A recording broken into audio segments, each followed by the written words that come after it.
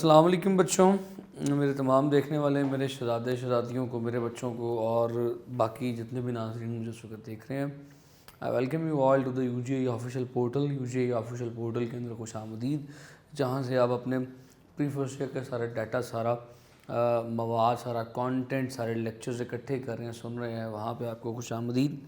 जहाँ तक भी मेरे बच्चे मेरी आवाज़ सुन सकते हैं, I hope you all are good, आप खैर आफ़ियत से होंगे और आपके घर में मौजूद तमाम लोग खैर आफ़ियत से होंगे, ठीक ठाक होंगे। अच्छा जी, लेक्चर की तरफ वापस आते हैं। अगर आपको याद होगा तो प्रीवियस लेक्चर में, लास्ट लेक्चर में we were discussing something about moment of inertia. हम मोमेंट ऑफ इनर्शिया को डिस्कस कर रहे थे। हमने मोमेंट ऑफ इनर्शिया से रिलेटेड इंपॉर्टेंट कॉन्सेप्ट्स को स्टडी किया था, इंपॉर्टेंट कॉन्सेप्ट्स को डिस्कस किया था। मिसाल के तौर पे हमने डिस्कस किया था कि भाई मास जो लीनियर मोशन में मास के नाम से जाना जाता है, सर्कुलर मोशन में उसका रिप्लेसमेंट, उसका मुतबादिल क्या होगा। हमें पता चला कि सर्कुलर मोशन में उसका रिप्लेसमेंट, उसका मुतबादिल मोमेंट ऑफ इनर्शिया। फिर उसके बाद हमें ये भी पता चला कि जो काम लीनियर मोशन में फोर्स करती है, वही काम, बिल्कुल वही काम सर्कुलर मोशन में टॉर्क किया करता है। हमने मोमेंट ऑफ इनर्शिया का एक फार्मूला भी डिराइव किया, mr²। हमने उसकी डायमेंशंस यानी कि उसके यूनिट्स भी निकाले, यानी कि किलोग्राम्स मीटर स्क्वायर। अच्छा, मुझे याद पड़ता है कि एक बेटी ने कमेंट किया हुआ था, खैर कमेंट का भी मैंने सेशन करना है एक सेपरेट, तो मैं सारे सवाल वहाँ पे डिस्कस करूँगा। एक बेटी ने कमेंट किया हुआ था कि सर आपने ना टॉर्क और वर्क की डायमेंशंस नहीं बताई। बेटा मैंने बिल्कुल टॉर्क और वर्क की डायमेंशंस वाकई नहीं बताई। उसकी वजह ये है कि मैंने डायमेंशंस का टॉपिक चैप्टर नंबर 1 में वो पढ़ाया ही नहीं है अभी। हाँ, मैंने टॉर्क और वर्क के यूनिट्स बताए होंगे। टॉर्क के यूनिट न्यूटन मीटर होते हैं और वर्क के यूनिट जो है वो जाउल होते हैं। आपने मैट्रिक में भी अपनी छोटी क्लास में भी पढ़ा हुआ है। इसकी डायमेंशंस क्या होती हैं, डायमेंशंस का जिक्र मैंने अभी इसलिए नहीं किया क्योंकि मैंने डायमेंशंस भी पढ़ा ही नहीं। वो जब आपके सेकेंड 50% में जब डायमेंशंस का टॉपिक पहले चैप्टर का पढ़ा चुका हूँ मैं, फिर उसके बाद पूरी किताब की डायमेंशंस 1 बाय 1 आपके साथ शेयर करूँगा। अच्छा जी, आज का जो टॉपिक है that is angular momentum. What is meant by angular momentum? Angular momentum क्या होता है, इस पॉइंट को ज़रा समझना है तो मेरे साथ साथ आपकी तवज्जो रहनी चाहिए, गौर से बातों को सुनना है। ले जी, शुरू करते हैं। सपोज कर लें कि it is a circular path. ये एक सर्कुलर पाथ है जिस पे एक बॉडी मूव कर रही है। फॉर एग्जांपल ये उस बॉडी का रेडियस है। रेडियस एक वेक्टर क्वांटिटी आप जानते हैं और राइट नाउ बॉडी इस पॉइंट पे है। ये मैंने बॉडी आपके सामने ड्रॉ कर दी। अब ऑब्वियसली जब बॉडी सर्कल में घूमती है, आप पढ़ चुके हैं, उसकी लीनियर वेलोसिटी मौजूद होती है जिसे टेंजेंशियल वेलोसिटी कहते हैं, जिसे कहते हैं कि वो velocity along the tangent of the circle है। सो एक वेलोसिटी इसके along the tangent of the circle भी है, that is called as tangential velocity. तो अब मेरी बात बड़े गौर से आपने सुननी है। ऑब्वियसली यहाँ पे दो बातें मैंने समझी। एक बात तो ये समझी कि जब कोई बॉडी सर्कल में मूव कर रही है, सर्कल का रेडियस भी होगा और जिस पॉइंट पे बॉडी मौजूद है उस पॉइंट पे बॉडी की एक लीनियर या टेंजेंशियल वेलोसिटी भी होगी। इस वेलोसिटी की वजह से इसका लीनियर मोमेंटम P भी होगा, that is equals to mv। क्या ख्याल है? तो बस फिर तैयार हो जाओ इस एंगुलर मोमेंटम को डिफाइन करने के लिए। Angular momentum is defined as, its definition is,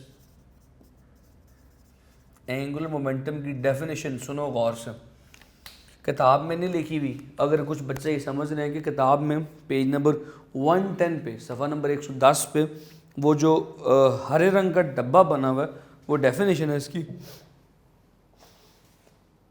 तो ये जान लें कि वो डेफिनेशन नहीं है इसकी। डेफिनेशन वही है जो मैं लिखवाने लगा हूँ।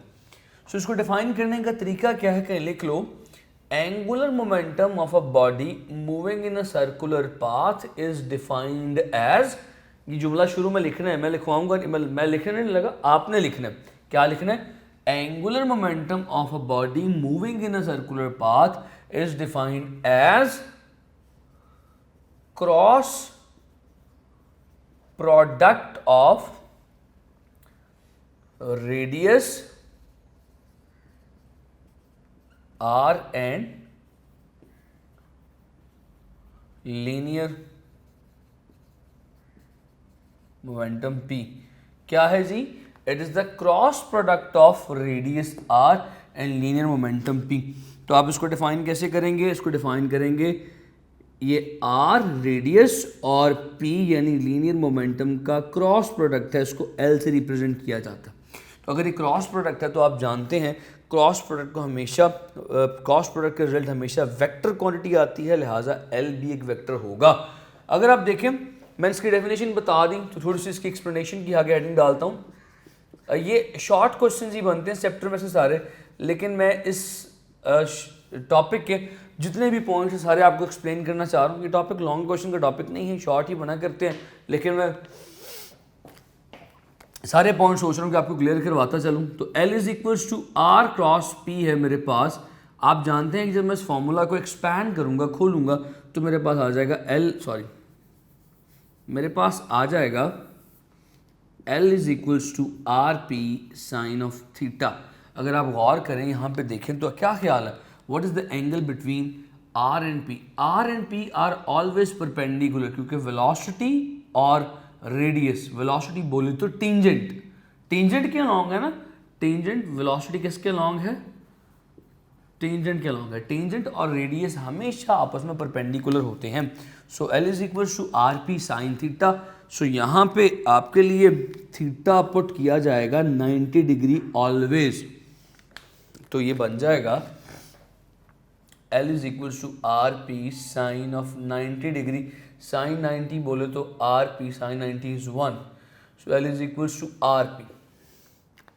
एक तो फॉर्मूला मेरे पास ये निकल आया। ये फॉर्मूला कहाँ से निकाला?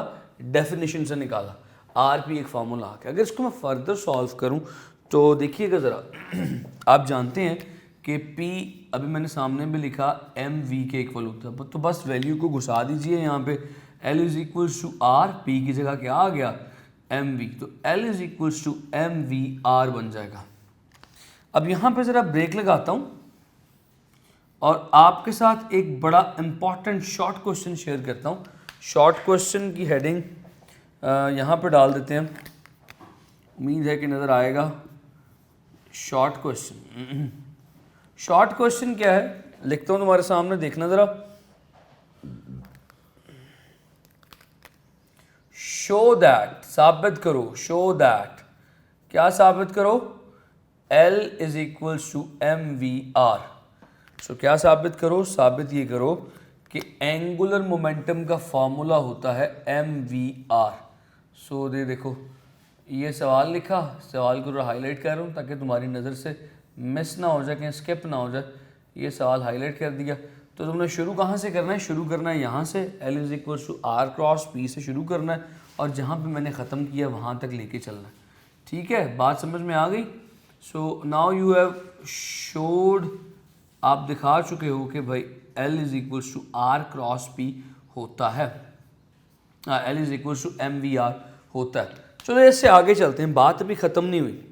ठीक है जी, ये शॉर्ट क्वेश्चन यहाँ तक हल हो गया, बात अभी ख़त्म नहीं हुई, बात मज़ीद आगे चलती है। We know that V is equal to R omega, हम ये भी जानते हैं V आर ओमेगा के इक्वल होता है। तो बस फिर एक और वैल्यू को यहाँ पुट कर दो, V की जगह आर ओमेगा पुट कर दो, तो मैं क्या मिलेगा? L is equals to M, V की जगह आ गया आर ओमेगा इंटू आर। तो फॉर्मूला बन गया L is equals to M R square omega. थोड़ा गौर करो इस फॉर्मूले में, तुमने छोटे होते पढ़ा था ये एम आर स्क्वायर क्या चीज़ थी? ये लास्ट लेक्चर में तुम्हें मैंने बताया था एम आर स्क्वायर के बारे में। हाँ शाबाश, M R square is moment of inertia. तो पुट कर दो L is equals to I omega. M R square is moment of inertia, moment of inertia यानी आई। तो तुम्हारे पास एक नया फार्मूला आ गया। सो नया फार्मूला क्या है? I omega. So angular momentum का एक नया फार्मूला क्या आ गया? आई ओमेगा।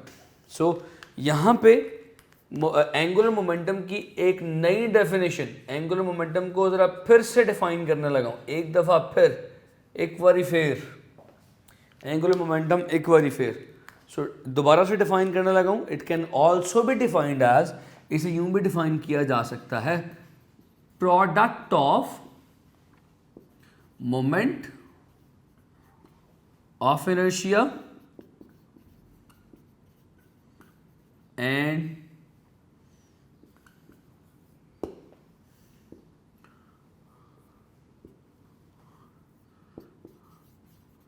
Angular velocity. जगह मेरे पास कम थी तो मैंने एंग उधर लिख दिया, उलर इधर लिख दिया। So product of moment of inertia and angular velocity is also defined as angular momentum. So अगर तो तुम मेरे साथ यहाँ तक हो तो फिर एक आखिरी बात कर लेते हैं, let's talk about it's units. इसके यूनिट्स क्या होंगे? तो देखो क्वांटिटी क्या है ये, इसके असल फॉर्मूला क्या था, L is equal to are P. तो मैं यहाँ पे लिख देता हूँ आर के यूनिट्स क्या होते हैं, मीटर, और पी के यूनिट्स क्या होते हैं, मीटर। पी के यूनिट्स, मोमेंटम के यूनिट्स क्या होते हैं, किलोग्राम्स मीटर्स पर सेकेंड। तो अगर इसको मल्टीप्लाई करो, सॉल्व करो, तो ये क्या बनेगा, यहाँ पे लिख देता हूँ, एल के यूनिट्स बनेंगे किलोग्राम्स मीटर स्क्वायर पर सेकेंड। सर ये नज़र आएगा ना, यहाँ पे देख लीजिएगा। ओके हो गया। सो हमारे पास यूनिट्स क्या बन गए इसके, किलोग्राम्स मीटर्स स्क्वायर पर सेकेंड। अगर थोड़ा गौर करूँ, इसको थोड़ा सा पीछे से मिटाता हूँ और तुम्हें एक नई चीज़ यहाँ पे बताता हूँ, ज़रा नई चीज़ तवज्जो के साथ सुनना। मैंने भी बताया कि एल के यूनिट्स क्या निकले, किलोग्राम्स मीटर स्क्वायर पर सेकेंड। तो इसको जाउल्स पर सेकंड भी लिखा, जाउल्स सेकंड भी लिखा जा सकता है। सोच रहे होगे कैसे, अभी बताता हूँ। जाउल किसके इक्वल होता है, पता कि नहीं पता जाउल किसे कहते हैं, एनर्जी का यूनिट है, चैप्टर नंबर 4 में पढ़ाया था। न्यूटन मीटर के इक्वल है। फोर्स क्या होता है, न्यूटन, फोर्स को मल्टीप्लाई करो डिस्प्लेसमेंट से तो वर्क आता है, वर्क यूनिट जाउल है ना। तो जाउल किसके इक्वल हुआ, न्यूटन मीटर, और साथ क्या है, सेकंड। इसको सॉल्व करते हैं। न्यूटन क्या है, न्यूटन क्या है, न्यूटन है एम, मैं फिर डायमेंशन लिखने लगा है, sorry, kilograms metre per second square into metre per second, into metre और साथ ये वाला सेकंड एज इट इज आ गया। इसको सॉल्व करें, किलोग्राम्स मीटर, मीटर से मल्टीप्लाई होकर मीटर स्क्वायर, इससे मल्टीप्लाई होकर पर सेकंड आ गया, यानी कि it is equals to L. तो ये करवाने का मकसद सिर्फ ये था, ये नोट कर लें फटाफट, शाबाश जल्दी से। ये नोट करवाने का मकसद, ये बताने का मकसद सिर्फ ये था, प्रूफ करवाने का मकसद ये था कि ये जो एल के यूनिट्स हैं they are also joule seconds. So ये इसके यूनिट्स किसके इक्विवेलेंट है, किसके सिमिलर हैं। याद रखिएगा, नोट की शक्ल में बता देता हूँ, बड़ी अहम बात। MCQ एंटीटेस्ट लेवल पे, ई लेवल पे बहुत ज़्यादा पूछा जाता है। डायमेंशंस ऑफ एल यानी angular momentum and Planck's constant, बचपन में H पढ़ा हुआ है, आर सेम, क्योंकि H के यूनिट्स भी याद रखिएगा, प्लैंक्स कांस्टेंट्स यूनिट भी जाउल सेकंड होते हैं। वो वैल्यू पढ़ी हुई आपने 6.64 इंटू 10⁻⁻34 प्लैंक्स कांस्टेंट H, उसके यूनिट्स भी जाउल सेकंड होते हैं। तो याद रखिएगा, L हो या H हो, दोनों के यूनिट्स सेम हैं, दोनों की डायमेंशंस सेम आती हैं। ठीक है जी, यहाँ तक मेरे किसी बच्चे का कोई प्रॉब्लम, कोई क्वेश्चन, कोई सवाल? तो बस फिर एक आखिरी बात किए देता हूँ यहाँ पे, फिर इसके बाद एंगुलर मोमेंटम का टॉपिक ख़त्म हो जाएगा और हम बढ़ेंगे एक अगले टॉपिक की तरफ, एक अगले डिस्कशन की तरफ। एक आखिरी बात यहाँ पे करनी है मुझे, वो आखिरी बात क्या है, ज़रा गौर से सुननी है आपने। वो आखिरी बात ये है, इस एंगुलर मोमेंटम की types. What are the types of this angular momentum? इस एंगुलर मोमेंटम की कितनी टाइप्स हैं? इस एंगुलर मोमेंटम की 2 टाइप्स हैं। पहली टाइप है spin angular momentum,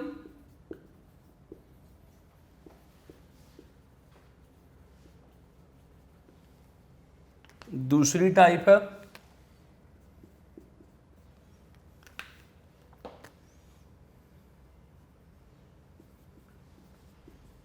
orbital angular momentum. देखो ये क्यों है ऐसी, इसकी 2 टाइप्स क्यों हैं और ये 2 टाइप्स कौन सी हैं? देखो, सर्कुलर मोशन या एंगुलर मोशन 2 किस्मों का है। एक सर्कुलर मोशन वो है जो किसी खास पॉइंट के गिर्द किया जाता है, जैसे कि ये डस्टर इस मार्कर के गिर्द घूम रहा है, सो this is called orbital motion. ये डस्टर इस मार्कर को ऑर्बिट कर रहा है, बिल्कुल वैसे जैसे अर्थ सन को ऑर्बिट कर रही है। बात समझ रहे हो? जैसे ज़मीन सूरज के गिर्द घूम रही है तो ये ऑर्बिटल मोशन है। ऑर्बिटल मोशन अगर कोई बॉडी करेगी तो हम क्या कहेंगे, उसका मोमेंटम क्या कहलाएगा? Orbital angular momentum. समझाता हूँ। सपोज कर लो कि जिस तरह से ये सर्कुलर पाथ है, इस सर्कुलर पाथ में एक बॉडी, एक बड़ी सी बॉडी, ये बॉडी मैंने ड्रॉ की तुम्हारे सामने, can you see this black body, और ये सर्कल का सेंटर,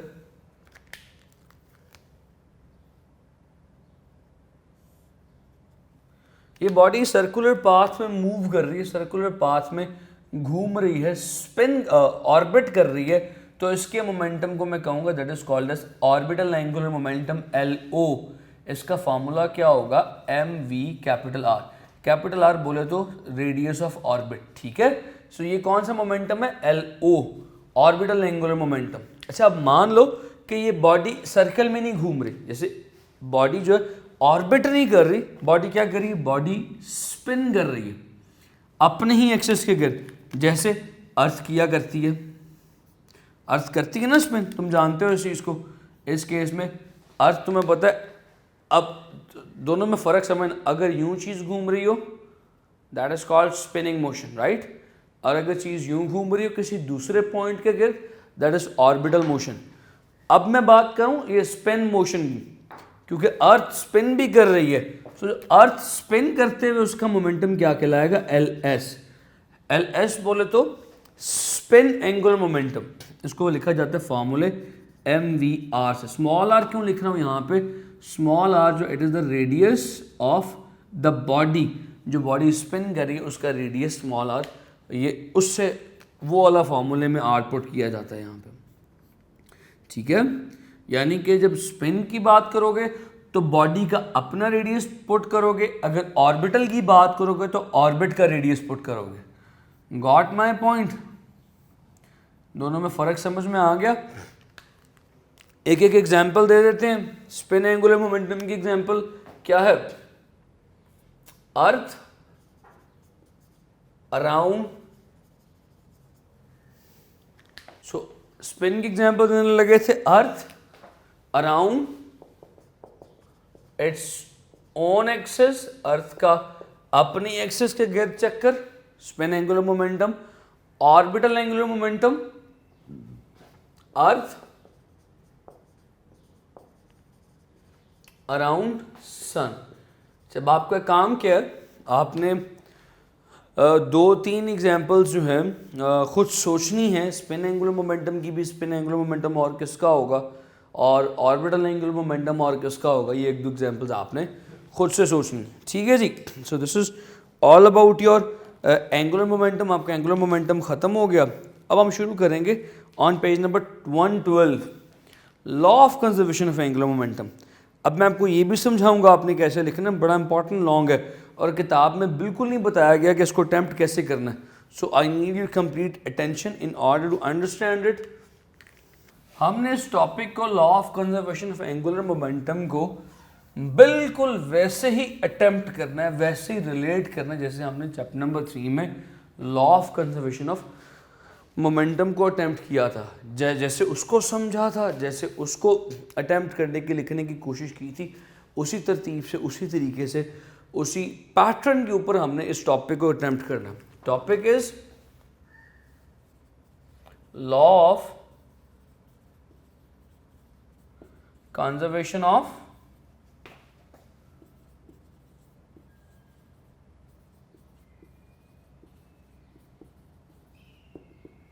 एंगुलर मोमेंटम।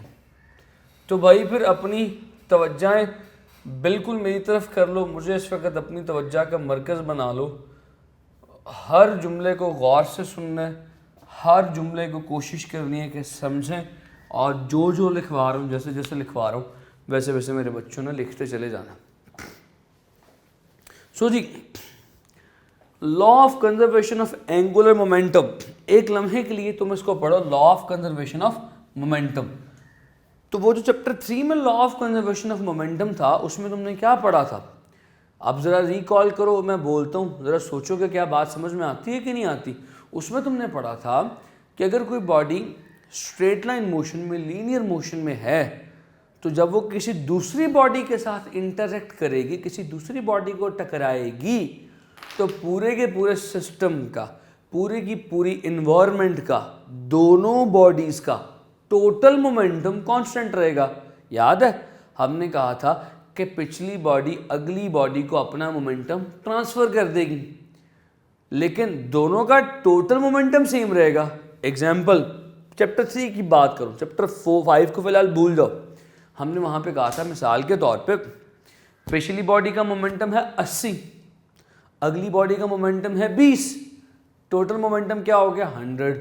दोनों बॉडीज टकराई, जब पिछली अगली को टकराई तो पिछली ने अपने मोमेंटम में से 30 अगले को ट्रांसफ़र कर दिए, तो पिछली के पास कितने रह गए 80 माइनस 30 इसको दे दिए 50। अगली बॉडी को कितना मिला 30 इसको मिला, क्योंकि पिछली ने 30 दी है, तो अगली के पास कितना होगा 20 plus 30 50। Total momentum is still 100। You can see the total momentum of a system remains same, remains conserve. ये हमने पढ़ा था चैप्टर नंबर 3 में कि भाई पूरे के पूरे सिस्टम का टोटल मोमेंटम कंजर्व रहता है। अब आप यहाँ पे क्या कहोगे, यहाँ पे in the case of law of conservation of angular momentum, law of conservation of angular momentum दो या दो से ज़्यादा बॉडीज़ के लिए नहीं है, ये एक ही बॉडी के लिए। बड़ी अहम बात, बड़ी अहम बात। वो कहता है in for the body moving in a circular path, जो इसकी स्टेटमेंट बता रही है कि बॉडी में कैसे अप्लाई होता है आगे बताऊंगा आगे। तो स्टेटमेंट दोबारा सुनो जरा। For a body moving in a circular path it's total angular momentum remains same. बात समझ में आती है? वहाँ पे दो से ज़्यादा बॉडीज़ का मोमेंटम कांस्टेंट था, यहाँ पे एक ही बॉडी है उसका मोमेंटम कांस्टेंट रहेगा। वहाँ पे तुम क्या कहते थे, कौन सी बॉडी है, कौन सा सिस्टम है, आइसोलेटेड। यहाँ पे भी सिस्टम कौन सा होगा, आइसोलेटेड होगा। Law of conservation of momentum को साबित करने के लिए, लागू करने के लिए, अप्लाई करने के लिए सिस्टम का आइसोलेटेड होना बहुत ज़रूरी है। सो फॉर आइसोलेटेड सिस्टम, इसकी डेफिनेशन ज़रा लिखो मेरे साथ साथ। लॉ की बात आती है तो लॉ में क्या चीज़ लिखी जाती है, लॉ की डेफिनेशन नहीं होती, लॉ की स्टेटमेंट होती है। ये आपको चैप्टर नंबर 3 में भी बताया था मैंने। तो उसकी स्टेटमेंट क्या है, एन आइसोलेटेड सिस्टम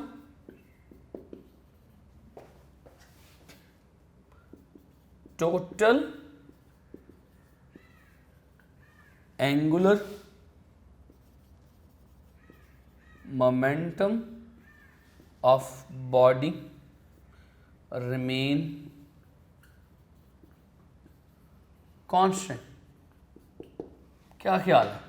वही बात जो मैंने भी आपके साथ की वही यहाँ पे कर दी। तो स्टेटमेंट के साथ फ़ौरन बाद इसका रिलेशन या फार्मूला है। लाल कहाँ से आ गया? तो इसका फार्मूला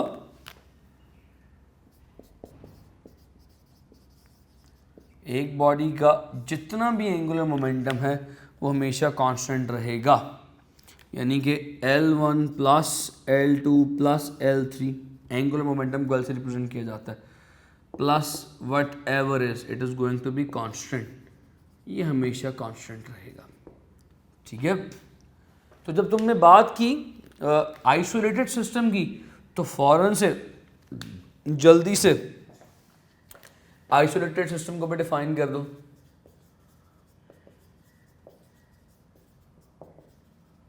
तुमने करना है डिफाइन, मैं तुमसे पूछना है आइसोलेटेड सिस्टम चैप्टर नंबर 3 में क्या था, जरा जहन में है? सोचो, बताओ मुझे, मैं किसी से हेल्प आउट करूं तो आसानी होगी। हमने चैप्टर नंबर 3 में क्या कहा था, क्या होता है आइसोलेटेड सिस्टम? ऐसा system where no external force is acting. याद है, लीनियर मोशन के लिए था। सर्कुलर मोशन में फोर्स का क्या काम करता है, टॉर्क। सो आप क्या कहोगे, आइसोलेटेड सिस्टम क्या होता है? A system where no external torque is acting. What is meant by isolated system? A system where no external torque is acting is called as isolated system. यानी कि इसमें क्या होगा, इसमें you can say that sum of all the torques acting on the body is equals to 0. बात समझ में आती? सो आपने डेफिनेशन के बाद फॉर्मूले के बाद आपने उसका आइसोलेटेड सिस्टम में बयान कर दिया, आइसोलेटेड सिस्टम एक्सप्लेन कर दिया. अच्छा, बड़ी अहम बात करने लगा, गौर से सुनना है. अब मैं इसकी एक्सप्लेनेशन पे आने लगा हूँ. अगर मैं इसका फॉर्मूला मिटा के थोड़ा पीछे करके लिख दूँ ना, तो मेरे पास थोड़ी सी जगह ज़रा बन जाएगी मज़ीद अपनी बात को एक्सप्लेन करने के लिए. मैं फार्मूला मिटाया, मैं दोबारा लिखता हूँ, परेशान नहीं होना क्यों मिटाया. हाँ, कुछ बच्चों को शायद फार्मूला परेशान कर रहा हो कि ये क्या है, तो फार्मूला परेशान नहीं करेगा, अब चीज़ें समझ में आ जाएंगी. Total linear momentum L1 plus L2 up to Ln is a constant. Momentum constant है बाबा जी. सो फॉर्मूला भी हो गया. हाँ, अब मैं आने लगा उसकी एक्सप्लेनेशन पे.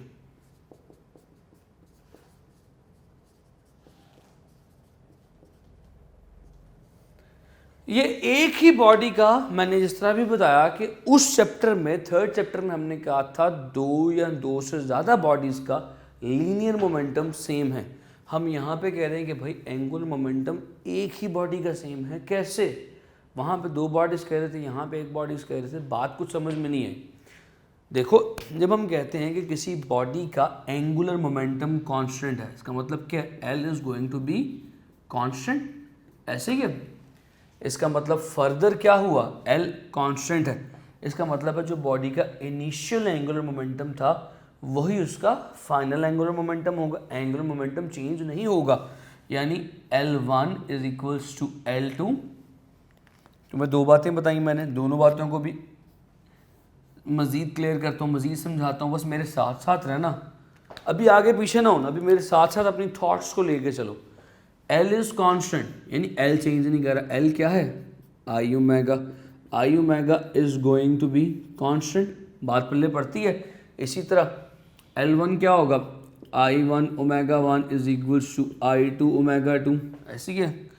तो तुमने साथ साथ ये दोनों बातें लिखनी है. ये रिजल्ट डब्बे में बंद कर लेना. इस बात का मतलब क्या है समझ में नहीं आ रहा है यार, कि I ओमेगा कांस्टेंट है, एंगुलर मोमेंटम कांस्टेंट है. बात कुछ पल्ले नहीं पड़ रही, बात कुछ समझ में नहीं आ रही.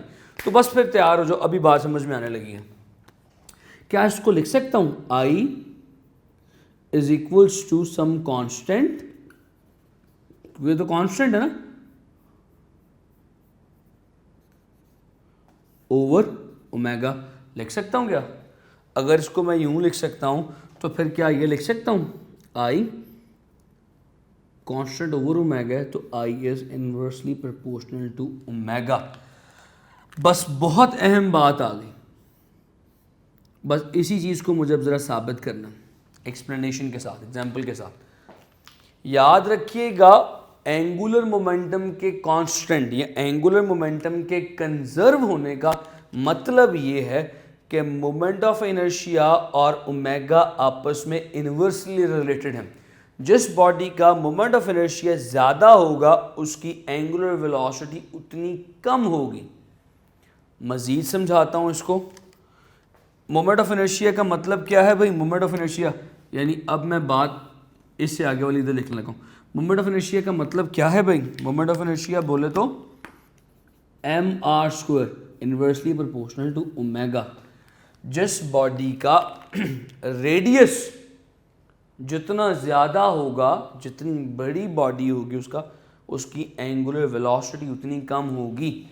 तो बस एग्जांपल बताऊंगा, अभी समझ आ जाएगा, अब भी सारी बात समझ में आ जाएगी. देखो, एक शख्स, सी डाइवर्स जो होते हैं, सी डाइवर्स जो समुंदर में छलांग मारते हैं, अक्सर आपने 10 स्पोर्ट्स के ऊपर ओलंपिक्स में देखा होगा, वो ऐसे घूमते हुए छलांग मारते हैं, है ना. ऐसे स्पिन करते हुए छलांग मारते हैं। तुमने जब देखा होगा कि जब एक सी डाइवर छलांग मारता है उस पानी में, उस वक्त उसके हाथ और टांगें सीधी होती हैं, लाइक दिस, ऐसे क्या। जिस वक्त उसके हाथ और टांगें सीधी होंगी, स्ट्रेट होंगी, ऐसे कर्व नहीं है, ऐसे सीधा है, so what is the radius, उसके घूमने का रेडियस ज़्यादा होगा, ऐसे क्या। आर इज ग्रेटर, जब आर ज़्यादा होगा उसके घूमने की वेलोसिटी कम होगी। जब बिल्कुल स्ट्रेट होगा उससे घूमा नहीं जाएगा, वो घूमने के लिए एकदम क्या करता है, अपने आप को ऐसे करके साथ ही ऐसे बंद कर लेता है, अपना रेडियस कम कर लेता है। पॉइंट समझ रहे हो। जब अपना रेडियस कम करेगा, आर कम होगा, तो ओमेगा पे क्या फ़र्क पड़ेगा, ओमेगा बढ़ जाएगा, उसके घूमने की वेलोसिटी बढ़ जाएगी। सो this is all about angular momentum, यानी कि एक ही बॉडी का एंगुलर मोमेंटम कंजर्व है कि जब रेडियस कम हुआ, मोमेंट ऑफ इनर्शिया कम हुआ, रेडियस का ताल्लुक मोमेंट ऑफ इनर्शिया के साथ है, जैसे रेडियस कम हुआ, मोमेंट ऑफ इनर्शिया कम हुआ, एंगुलर वेलोसिटी बढ़ गई, घूमने की वेलोसिटी बढ़ गई। इसी के साथ जैसे रेडियस बढ़ गया, उसने अपनी हाथ और अपनी टांगें खोल दी, वैसे ही घूमने की स्पीड कम होगी, बिकॉज रेडियस और एंगुलर मोमेंटम एक दूसरे के ऑपोजिट है। एक और एग्जांपल दे देता हूँ, जो लड़कों को तो ख़ास तौर पे बहुत समझ आएगी, उनके तो दिमाग में घुस जाएगी वो आज ही यूट्यूब पे जाके सर्च करेंगे। If you have seen ballet dancers, what do they do, अगर आपने बैले डांसर्स देखी हो तो व्हाट डू दे डू, वो क्या करती हैं, जब उन्होंने घूमना होता है हाथ खोल के घूमना शुरू करती हैं, उस वक्त उनकी स्पीड कम होती है, उस वक्त उनके घूमने की वेलोसिटी कम होती है। क्यों, हाथ खोले हुए हैं, हाथ खोले हुए मतलब रेडियस ज़्यादा है, घूमने की वेलोसिटी कम होगी, ओमेगा इन्वर्सली प्रोपोर्शनल है। लेकिन जैसे ही वो अपने हाथ बंद करती हैं, रेडियस पहले ज़्यादा, नाउ देखो रेडियस कम, उनके घूमने की वेलोसिटी बहुत बढ़ जाती है, वो बहुत हाई स्पीड पे घूमना शुरू कर देती है। इस बात का सबूत है कि उनका टोटल मोमेंटम कांस्टेंट है। सो जब यहाँ तक कर लोगे, सारी बात कर लोगे, इसके बाद तुम एक हेडिंग और यहाँ तक एज इट इज़ लिखनी, जैसे मैंने लिखवाया यहाँ तक एज इट इज़ लिखना। इसके बाद एक हेडिंग तुम और डालोगे, यानी पहली हेडिंग स्टेटमेंट, दूसरी हेडिंग फार्मूला, तीसरी हेडिंग आइसोलेटेड सिस्टम, चौथी हेडिंग एक्सप्लेनेशन, पांचवी हेडिंग एग्जाम्पल की। अब एग्जाम्पल देख लो तुमने क्या देनी है।